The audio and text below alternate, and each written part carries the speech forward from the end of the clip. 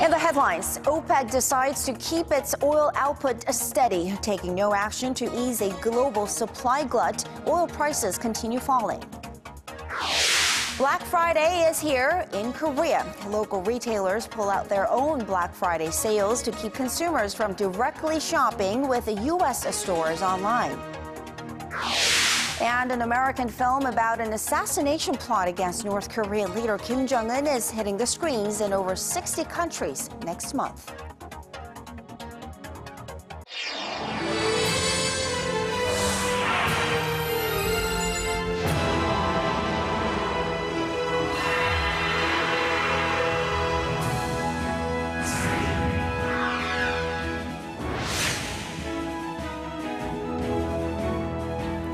Welcome to Primetime News. Hope you've had a great week so far. Coming to you live from Seoul, I am Kang Tae-ri. And I'm Sean Lim. Thanks so much for joining us tonight. We begin with OPEC's big decision on how much oil it would keep pumping into world markets. Prices have been low on a global supply glut, with various circles wanting to cut production to boost price levels back up. But OPEC's decision to keep its oil output steady led Brent crude oil to hit $70 per barrel, the lowest seen since 2010. Our Connie Lee has our top story. Oil prices have been on the downward spiral for a while now, but they sunk even further on Thursday after OPEC decided not to cut oil production. During a 6-hour-long meeting in Vienna, the 12 members of the Organization of Petroleum Exporting Countries decided to maintain their oil output at current levels.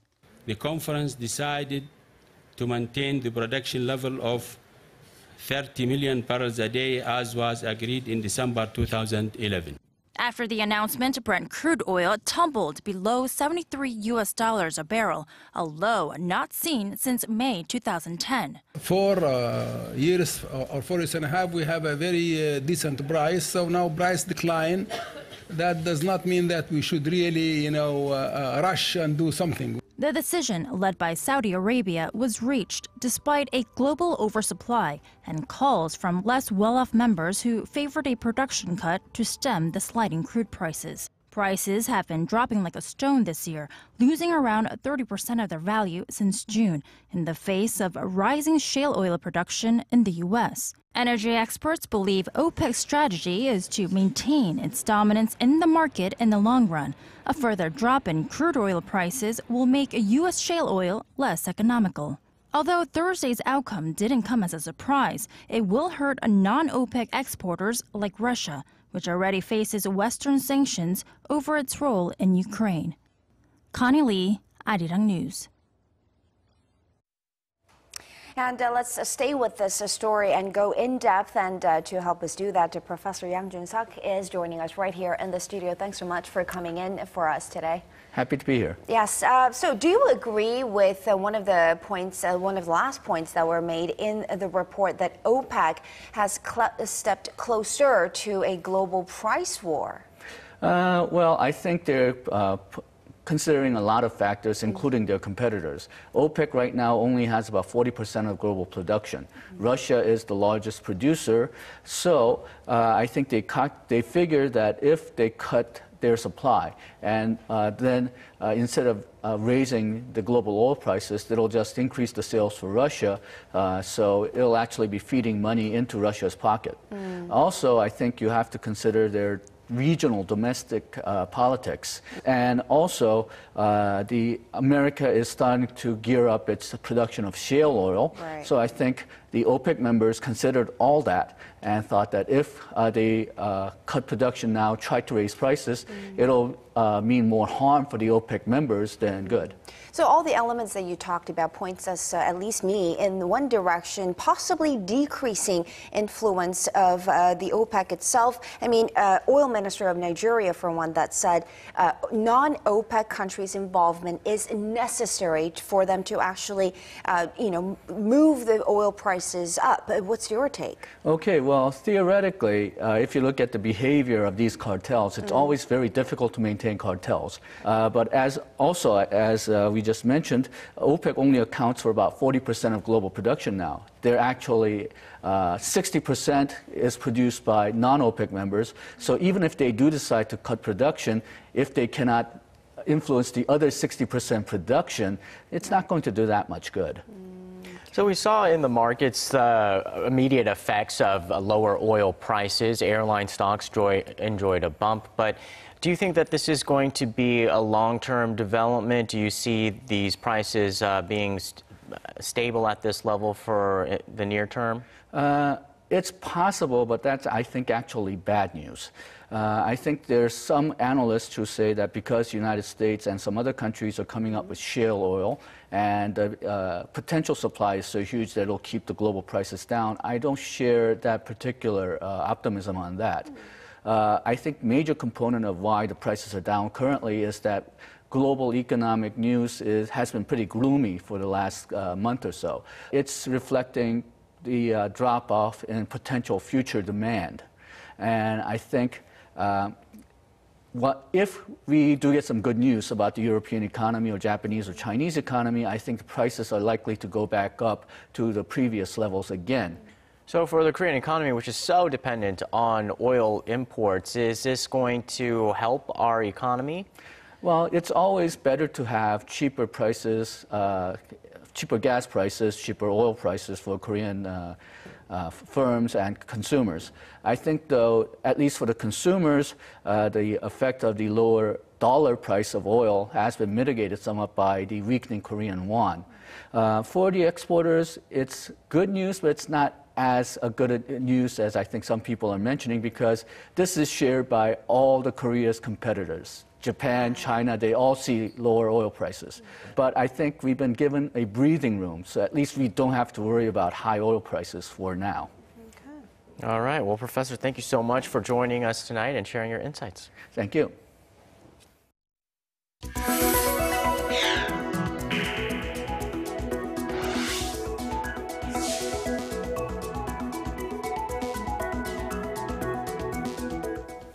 Now let's move on to Black Friday, which refers to the Friday following American Thanksgiving Day, which is traditionally a huge shopping day for a lot of Americans with big discounts for shoppers. And now this U.S. pastime is shaping shopping patterns here in Korea. Our Kim Min-ji is here to tell us more about it. So Min-ji, I assume that online retailing may have something to do with Koreans getting involved with Black Friday? Yes, more and more Koreans have been doing direct online shopping for their foreign goods because of relatively cheaper prices and a variety of products and brands. And on Black Friday, the shopping behavior is expected to hit its peak. And so Korean retailers have come up with their own strategies to retain their shoppers. Take a look. Winter sales in Korea are up and running, but they came a couple of days early this year. Why? Because the American shopping day known as Black Friday, which falls on November 28th this year, has also ignited a shopping extravaganza in Korea. Black Friday now represents a big shopping opportunity, not only in the US and Europe, but in Korea as well. We hope our sales promotions, in particular, will help us tap into the large group of shoppers that prefer to make direct purchases online.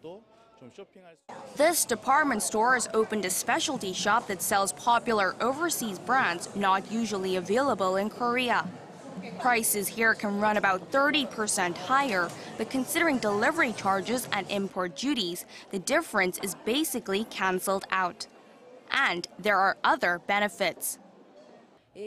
Our store offers after-service support, exchanges, and refunds, and customers can try out products before buying them, all of which they can experience if they're buying online. So, Min-ji, it's sort of a hassle to go online and try to buy something and have it shipped from overseas, but it's becoming a real game changer. What are some of these discounts that Koreans are getting? They can get really big discounts, especially on Black Friday. They can get discounts of up to 80 to 90%. For instance, if you buy a local brand 65-inch TV through Amazon, you can save roughly $600, even with import duties and shipping charge included. You can also save almost almost $200 buying a tablet PC through direct purchasing. So Korean retailers, right, department stores really felt the pressure to do something to keep their shoppers sort of with them and happy with them, right? Yeah. Yes, it certainly seems so, because if we look at customs data, it shows that direct purchases made from Korea last year topped $1 billion US, and this total is expected to nearly double this year. So my next question is, these promotions that are going on, is it working? Is it keeping shoppers, from buying stuff overseas online? Well, if we look at reports from today, they certainly are pulling in shoppers. One department store has been offering sales of up to 75% on their online site. And at certain times of the day, it offers flash discounts, and it causes a rush of people to overload the site, and it's made access impossible. And some products were even sold out in just 1 hour. And this is actually happening at the actual stores as well, with people lining up to get their hands on sales items. And taking it a step further, local online retailers are creating their own offshoot to this shopping craze, a so-called Korea Black Friday, which will be held on December 12th. All right, so a flood of bargains out there if you know what you're doing, either online or offline. Get out there. Yeah. Thanks so much, Minji. Thank you.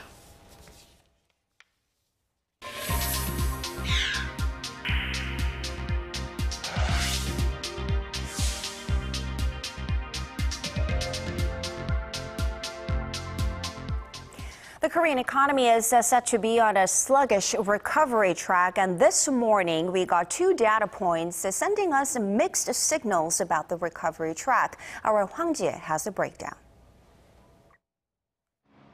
Statistics Korea says the country's output across all industries edged up 0.3% in October compared to the previous month.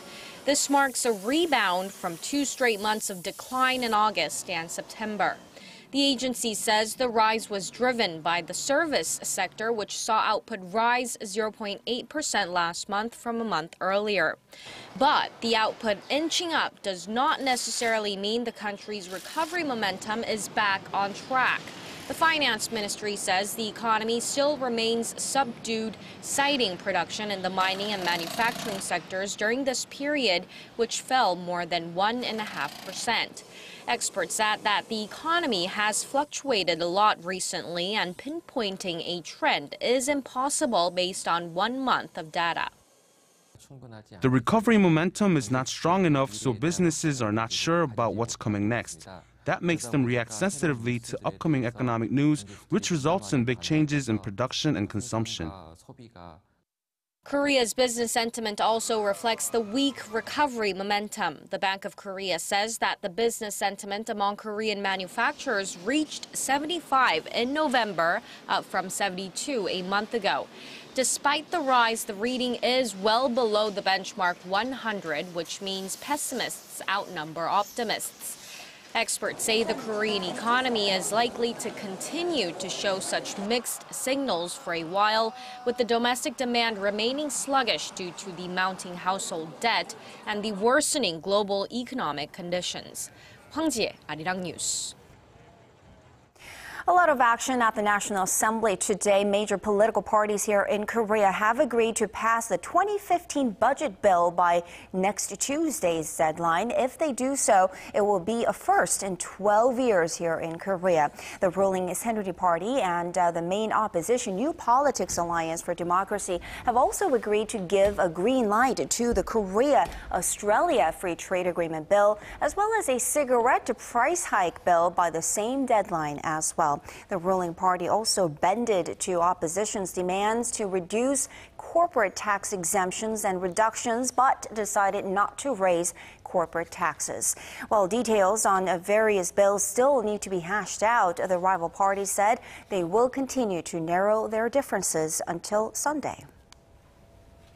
And let's get a check-in on North Korean leader Kim Jong-un. He observed a flight drill of the regime's first female jet pilots. Now, we have some photos released by the state-run media, and he is looking very friendly and casual there, taking photos for the pilots. And we are going to see some footage now. There's a striking similarity between this photo that we got today and right next to me here, and then his grandfather, Kim Il-sung. This is a part of documentary film on his grandfather, Kim Il-sung, the founder of the North Korean regime, that aired in April 2007. So, you know, striking similarity there. They're both taking photos of the average people. Right, taking the photos of the children side by side. You can see that almost even looks like they have the same jacket. So, you know, this is another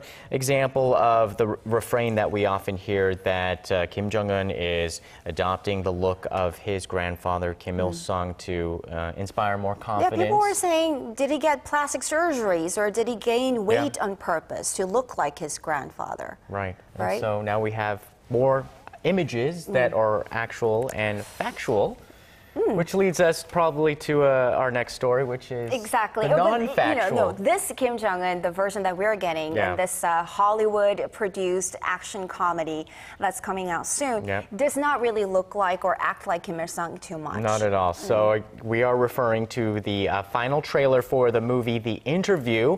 And this is definitely not a part of Pyongyang's charm offensive. Without a doubt, North Korea is not happy about its leader playing a part in this movie. So with more, here's our Connie Kim. The final trailer for the first Hollywood film to depict North Korean leader Kim Jong-un is out.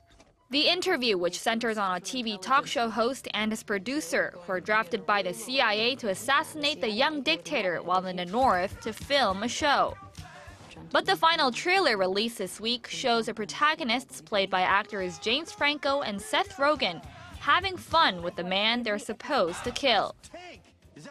It was a gift to my grandfather from Stalin. In my country, it's pronounced Stallone.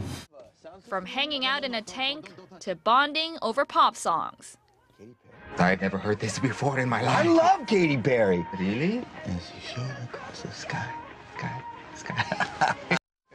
Through their interactions with Kim's character, Rogen and Franco's characters start having doubts about their mission to kill the young dictator. The movie clearly pokes fun at North Korea's mysterious leader, but the regime isn't in on the joke. They've called it a wanton act of terror and threatened the United States of a merciless response once it's released. And perhaps bowing to the pressure, it's been reported that a scene in which Kim is assassinated in the comedy ended up on the editing room floor. Connie Kim, Arirang News. North Korea was also on the minds of those at the nation's top office. President Park Geun-hye held talks with the Prime Minister of Hungary in Seoul, and topping their agenda were concerns about North Korea. Chae Yu-sun has more on the summit. The leaders of South Korea and Hungary expressed grave concerns over North Korea's nuclear and missile development and agreed that the regime needed to disarm for the sake of peace and stability in the region. In a joint statement following talks in Seoul Friday, Hungarian Prime Minister Viktor Orban also endorsed President Park Geun-hye's peace-building initiatives on the peninsula and in Northeast Asia. President Park sought to partner up with Budapest on a unification drive, noting that Hungary contributed to ending the Cold War by opening its border to the world, and that it was the first East Bloc nation and first of North Korea's traditional allies to establish diplomatic ties with the South. As the two leaders celebrated their 25th year of diplomatic relations, the Hungarian Prime Minister said his country and its people were impressed by Korea's rapid economic development and think of Korea as their closest and most important partner in Asia.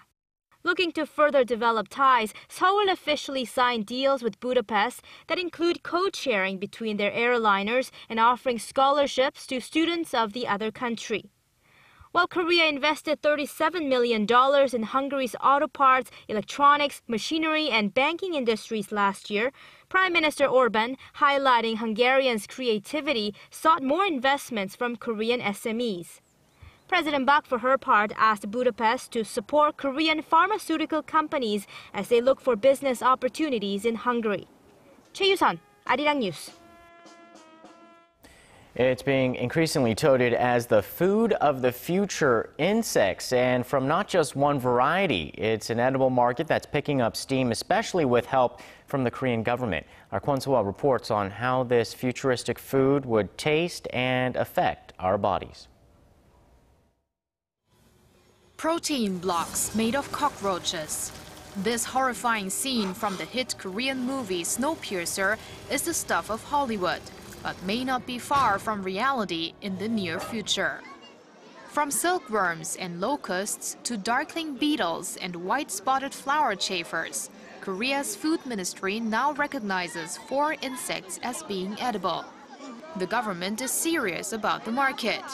It says bugs could become our main source of food in the future due to predicted food shortages brought on by a growing population. It expects the economic value of insects used for food and medicine to reach over $63 million next year.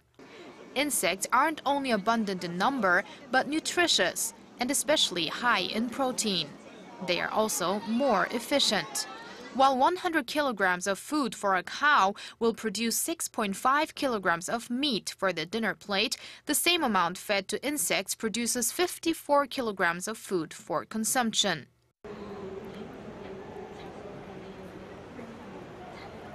The real question is, would people really want to eat these insects on a daily basis? Bug burgers like this one might be the answer to making the thought a little more appetizing. This is made of insects? I didn't know that. It tastes good. At this exhibition, where insect dishes are on display and available for tasting, experts say it's important to change people's perception of insects from yucky to yummy. But it's not the only challenge. Insects contain toxins, and it hasn't been closely examined yet if they are harmful to humans. Korea's Ministry of Food and Drug Safety is very strict with inspections. A sterilizing process to make them safe, meaning more production facilities are needed. But industry watchers say it's worth the investment, and by promoting consumer-friendly menus, it might not be too long before insects become a staple on the dinner table. Kwon So-hwa, Arirang News.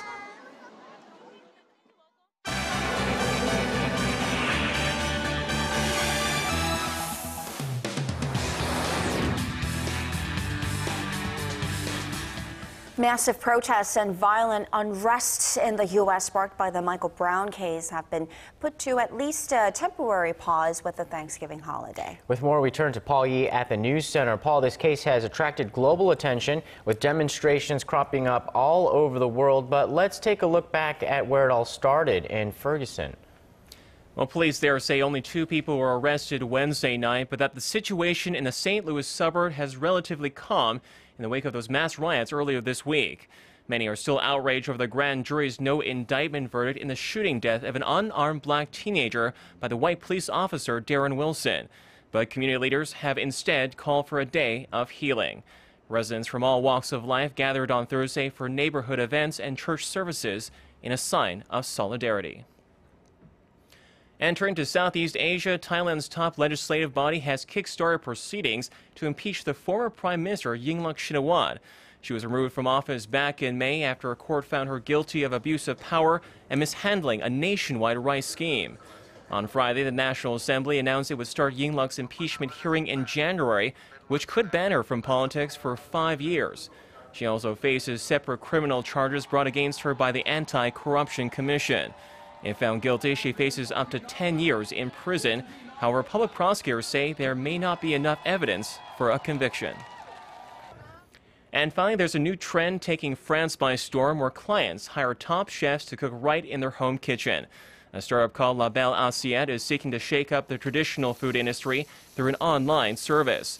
With just a click of a mouse, users can hire a professional chef to prepare a gourmet meal, as well as take care of any guests. The company says over 400 chefs from across 5 countries have jumped on board, with hopes to soon break into North America. And that wraps up our look at international stories for now. I'll see you back here next week.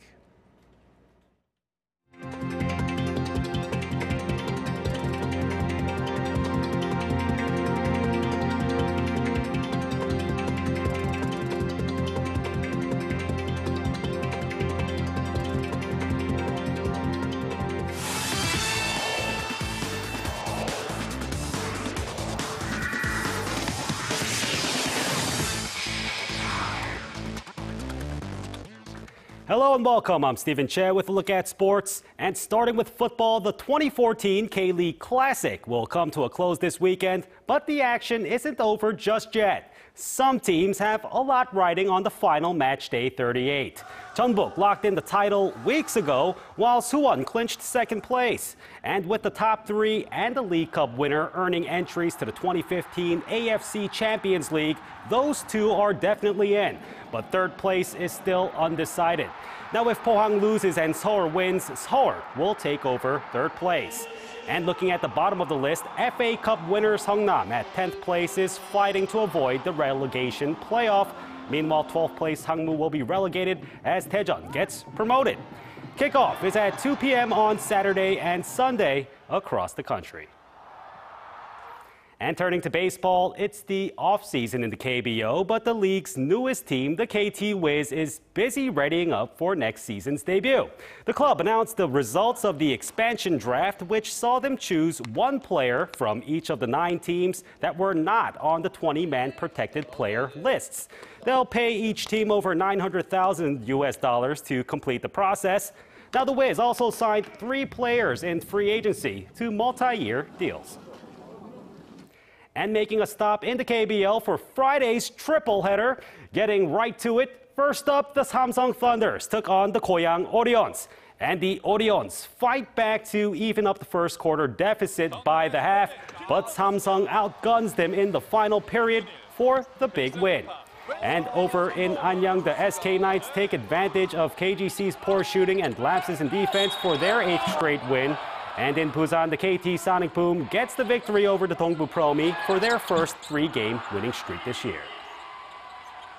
And finally, to the IJF Judo Grand Prix in Jeju, world-class judoka Kim Jae-bum took the 81-kilo gold at the international event after stopping a familiar rival along the way. On his way to the finals, he defeated fellow countryman Wang Gi-chun in an exciting semifinal match. And in the gold medal bout, he took down Belgian Joachim Botiu to defend his Jeju Grand Prix gold from last year's competition. And that wraps it up for now. Your weather's up next. Have a great weekend and good night.